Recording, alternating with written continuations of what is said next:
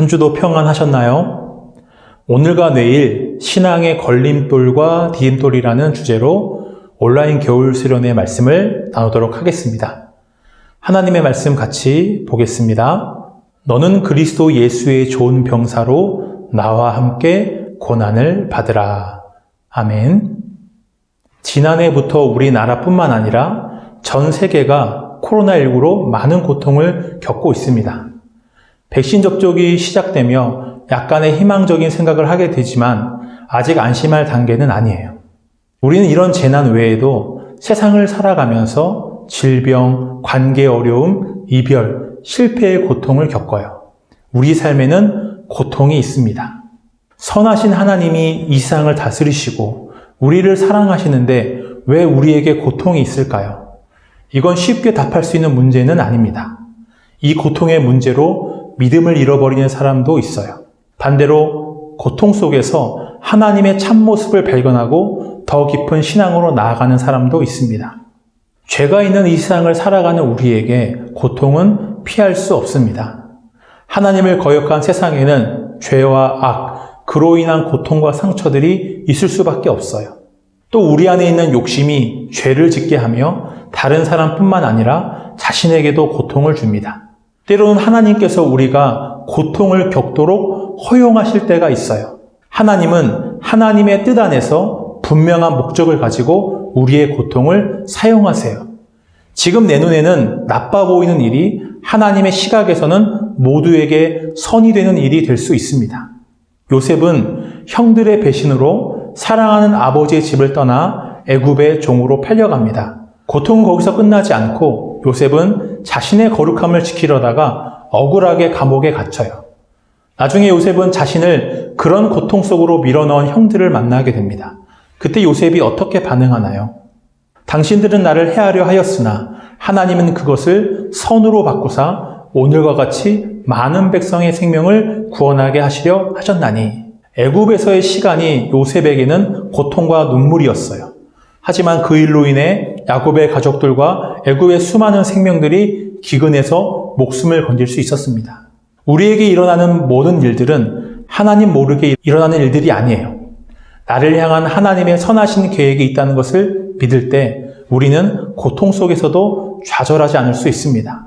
끔찍한 상상이지만 내가 칼에 찔렸다고 생각해 봅시다. 나를 찌른 그 칼이 강도의 칼이라면 나를 죽이려는 목적밖에는 없어요. 두렵고 고통스러울 거예요. 그런데 나를 찌른 칼이 의사의 메스라면 어떨까요? 의사의 손에 쥐어진 메스에는 나를 고치고 살리려고 하는 선한 동기밖에 없습니다. 그럼 우리는 기꺼이 수술대에 누워 그 고통을 받아들일 거예요. 우리 앞에 있는 고통은 하나님의 손에 쥐어진 메스입니다. 나를 죽이고 망가뜨리기 위한 칼이 아니라 나를 고치고 살리기 위한 메스예요. 우리가 하나님의 선하심을 믿지 못할 때 자기 연민이라는 덫에 걸립니다. 고통과 어려움 속에서 우리는 죄를 짓기 쉬워요. 자기 연민은 우리의 죄를 합리화시켜요. 나는 고통을 겪었어. 억울하고 불쌍해. 그러니 내가 이런저런 죄를 짓는 것은 당연해. 이런 레파토리는 끝이 없어요. 아내가 나를 사랑해주지 않아서 나는 외롭다. 나는 불쌍하다. 내가 다른 여성을 만나서 사랑을 하는 것은 잘못이 아니다.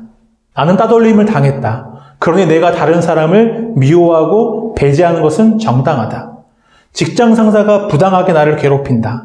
나는 잘못이 없고 이 스트레스를 풀어야 한다. 내가 포금을 하고 이 정도 돈을 쓰는 것은 당연하다. 자기 연민은 계속 타오르는 우리의 죄성에 휘발유를 붓는 것과 같아요. 아담과 하와의 죄도 자기 연민으로 출발합니다. 하나님은 아담과 하와를 만드신 후에 아름다운 동산과 그 안에 모든 것을 그들에게 선물로 주셨어요. 그리고 말씀하세요. 여호와 하나님이 그 사람에게 명하여 이루시되 동산 각종 나무의 열매는 네가 임의로 먹되. 하나님은 아담과 하와에게 동산의 모든 것을 주셨고 금지하신 것은 하나뿐이었어요. 하나님이 이 나무의 열매를 금지하신 이유는 욕망을 억누르려고 하신 게 아니에요. 하나님 안에서의 자유로운 삶을 누리도록 하시기 위해서였습니다. 아담과 하와는 그 열매를 볼 때마다 생각하는 거예요. 나와 이 동산의 주인은 내가 아니고 하나님이시다. 내가 그분의 말씀을 순종할 때 나는 그분의 보호와 돌봄 아래서 살아갈 수 있다. 그런데 뱀이 와서 뭐라고 유혹하나요? 하나님이 참으로 너희에게 동산 모든 나무의 열매를 먹지 말라 하시더냐. 뱀은 인간에게 참된 자유를 주는 말씀을 마치 우리에게서 자유와 행복을 빼앗는 제약인 것처럼 바꾸었어요. 하나님은 인색하시며 나를 괴롭히시는 분이라는 인상을 심어주며 하와의 자기 연민을 자극합니다. 아담과 하와의 마음에 자기 연민이 발동하며 하나님의 말씀을 지키며 하나님 아래에서 살아가는 자신들의 삶을 억압과 불행으로 여깁니다. 결국 아담과 하와의 자기 연민은 불순종으로 이어졌어요. 하나님의 선하심을 의심하게 하고 자기 연민에 빠지게 하는 뱀의 작전은 지금도 계속되고 있어요. 우리는 고통 가운데 있을 때에 하나님의 선하심을 의심하고 자기 연민에 빠지며 불순종합니다. 자기 연민의 치료제는 그리스도뿐입니다. 예수님의 십자가를 생각해 보세요. 하나님이신 그분이 온몸에 상처를 입고 발가벗겨진 채로 십자가에 달려 피 흘리셨습니다. 사랑하는 제자들의 배신과 사람들의 조롱과 멸시를 온몸으로 받으셨어요. 예수님은 성부 하나님께 버림받으셨습니다.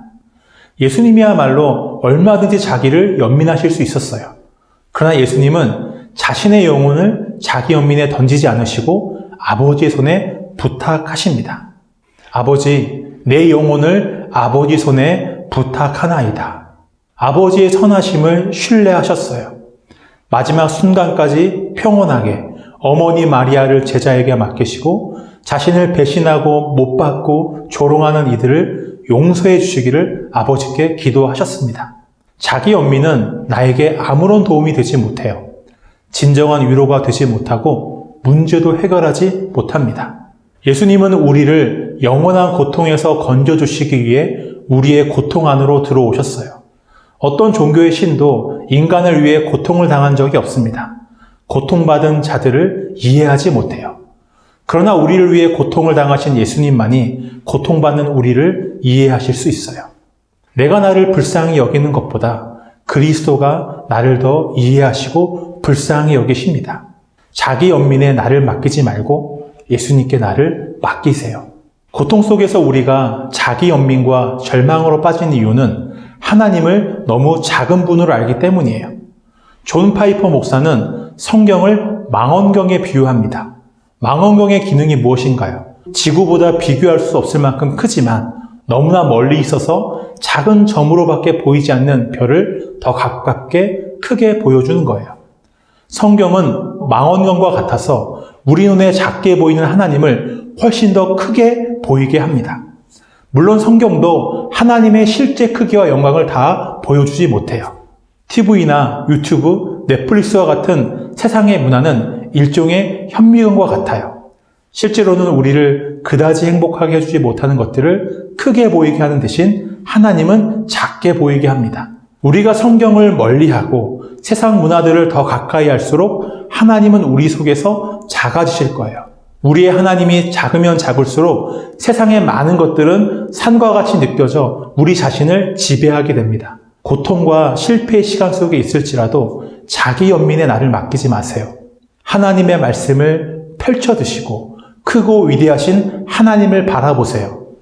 나를 위해 고난당하신 예수님을 바라보세요. 우리가 성경을 읽고 이해하고 더 깊이 알아갈수록 훨씬 더 크고 지혜롭고 아름다우신 하나님을 보게 될 것입니다.